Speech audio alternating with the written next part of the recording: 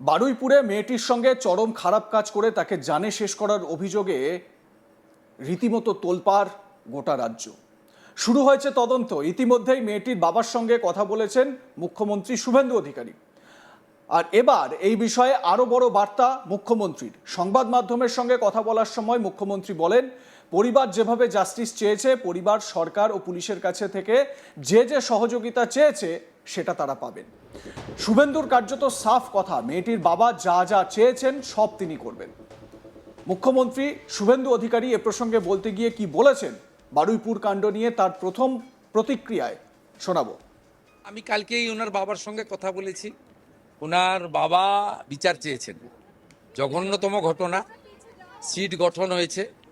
পরিবারের পক্ষ থেকে 4 জনের বিরুদ্ধে অভিযোগ দেওয়া হয়েছিল, 2 জনকে গ্রেপ্তার করা হয়েছে, 3 জনকে ডিটেন্ট করা হয়েছে, যাদের সঙ্গে পলাতক 2 আসামির ফোনে কথোপকথন পেয়েছে পুলিশ। পুরো আইজির নেতৃত্বে পুলিশ, এসটিএফ সবাই কাজ করছেন। ওনার পরিবার যা যা চেয়েছেন সরকারের কাছে সেই কাজ সরকার করছে। আমি আশা করি যে তদন্তের মাঝপথে আমার না বলাই ভালো, কিন্তু এটুকু আমি বলে দিচ্ছি, পরিবার যেভাবে জাস্টিস চেয়েছেন, পরিবার সরকার এবং পুলিশের কাছ থেকে যে যে সহযোগিতা চেয়েছেন সেটা তারা পাবেন। মোট 4টি মামলা হয়েছে। একটি এই জঘন্যতম অপরাধের মামলা ছাড়া আরও 3টি মামলা হয়েছে। সম্ভবত আমি এখনই বলবো না, আমি কাউকে ক্লিয়ারেন্স দিতে চাই না, পুলিশ বলবে। যেটা মব লিঞ্চিং হয়েছে, এর পিছনে একটা কমিউনাল অ্যাঙ্গেল ছিল। রেল লাইনে যেভাবে রেলপথকে উপড়ানো হয়েছে, আমাদের অতীত ইতিহাস মনে পড়ছে। 2019-এর সিএ বিরোধী আন্দোলন বা কিছুদিন আগে ওয়াকফ অ্যামেন্ডমেন্ট বিরোধী আন্দোলন। তৃতীয় হচ্ছে সিআরপিএফের 2 জন জওয়ান আহত হয়েছেন, একটা পুলিশের গাড়িকে জ্বালানো হয়েছে। আপনারা নিশ্চিন্তে থাকুন, প্রথমটার তো বিচার দেব, ক্যাপিটাল পানিশমেন্ট দেব। ওর বাবা যা যা চেয়েছে সব করবে মুখ্যমন্ত্রী। সাথে সাথেই ফোনে কথা বলেছি এবং আমি খুশি যে ওনারা আমার আস্থা রেখেছেন। বাকি 3টে বিষয় যারা যুক্ত, যারা অতৃপ্ত আত্মা, ভোটে হেরে যারা ঘরে ঢুকে গেছিলেন, এখনো ঢুকে আছেন, এই তিনজন মিলে এই যে 3টে কাণ্ড করেছে না, এদেরকেও কিন্তু ভুগতে হবে। এমন ভোগাবো বুঝতে পারবেন। আমি কালকেই ওনার বাবার সঙ্গে কথা বলেছি। এদিকে এই ঘটনায় মুখ্যমন্ত্রী শুভেন্দু অধিকারীর সঙ্গে কথা বলেছেন সাংসদ সায়নী ঘোষ। মুখ্যমন্ত্রীর সঙ্গে আলোচনার বিষয়টি নিজেই সোশ্যাল মিডিয়ায় জানিয়েছেন সায়নী।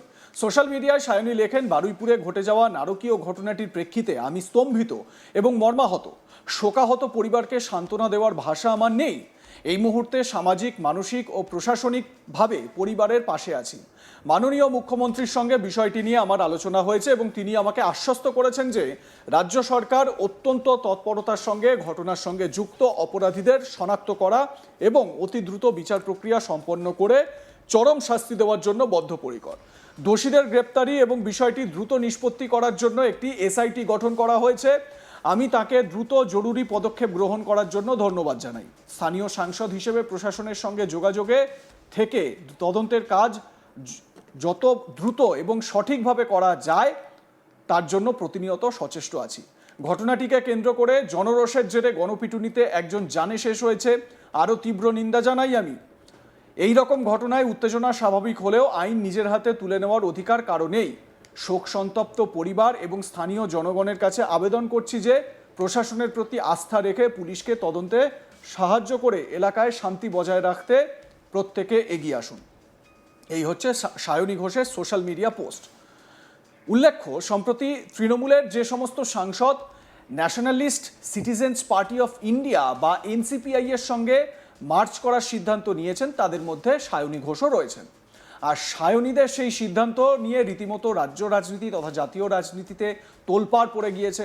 আর এবার বারুইপুর কাণ্ডে মুখ্যমন্ত্রীর সঙ্গে আলোচনা করে ফের চর্চায় চলে এলেন সায়নী ঘোষ। মুখ্যমন্ত্রী শুভেন্দু অধিকারী এ প্রসঙ্গেই বারুইপুর কাণ্ড নিয়ে তার প্রতিক্রিয়া দিতে গিয়ে তিনি তো বলেছেন চরম শাস্তি হবে, ক্যাপিটাল পানিশমেন্ট হবে, সবই তিনি বলেছেন।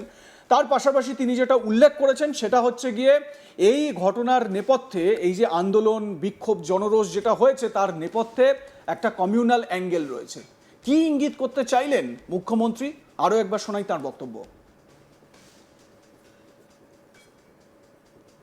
কালকেই ওনার বাবার সঙ্গে কথা বলেছি। ওনার বাবা বিচার চেয়েছেন। জঘন্যতম ঘটনা, সিট গঠন হয়েছে। পরিবারের পক্ষ থেকে 4 জনের বিরুদ্ধে অভিযোগ দেওয়া হয়েছিল, 2 জনকে গ্রেপ্তার করা হয়েছে, 3 জনকে ডিটেন্ট করা হয়েছে, যাদের সঙ্গে পলাতক 2 আসামির ফোনে কথোপকথন পেয়েছে পুলিশ। পুরো আইজির নেতৃত্বে পুলিশ, এসটিএফ সবাই কাজ করছেন। ওনার পরিবার যা যা চেয়েছেন সরকারের কাছে, সেই কাজ সরকার করছে।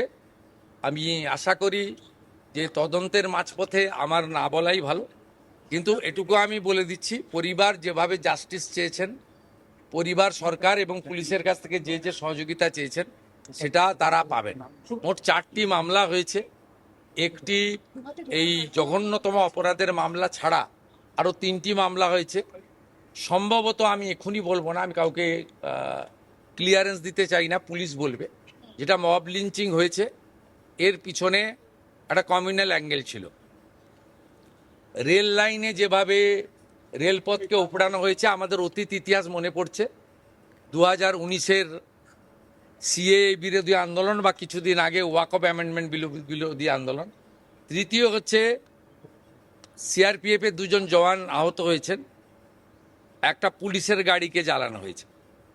আপনারা নিশ্চিন্তে থাকুন, প্রথমটার তো বিচার দেব, ক্যাপিটাল পানিশমেন্ট দেব। ওর বাবা যা যা চেয়েছে সব করবে মুখ্যমন্ত্রী।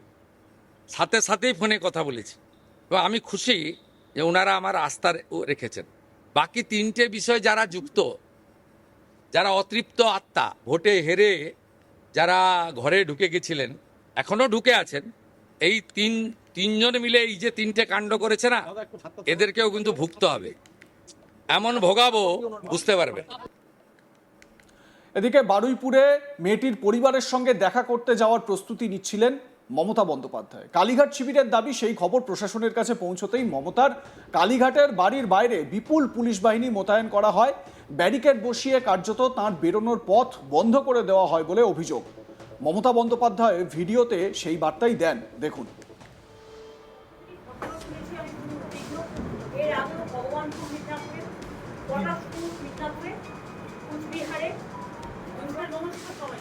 সবই তো দেখতে পাচ্ছেন এবং আপনারা দেখছেন যে আমি যখন থেকে ঘটনা শুনেছি আমি খুবই উদ্বিগ্ন। এর আগেও ভগবানপুর মিদনাপুরে, পটাশপুর মিদনাপুরে, কুচবিহারে, দুর্গাপুরে, বেহালায়, দিনহাটায়, পানিহাটিতে অনেক জায়গায় অনেক মেয়ে, এবং আজকেও বারুইপুরে যে ঘটনা এক মারাত্মক রূপ নিয়েছে। কারণ মানুষ আপনাদের মতামত জানাতে ভুলবেন না। দেখতে থাকুন আজ তাক বাংলা, সাবস্ক্রাইব করুন আমাদের ইউটিউব চ্যানেলটি।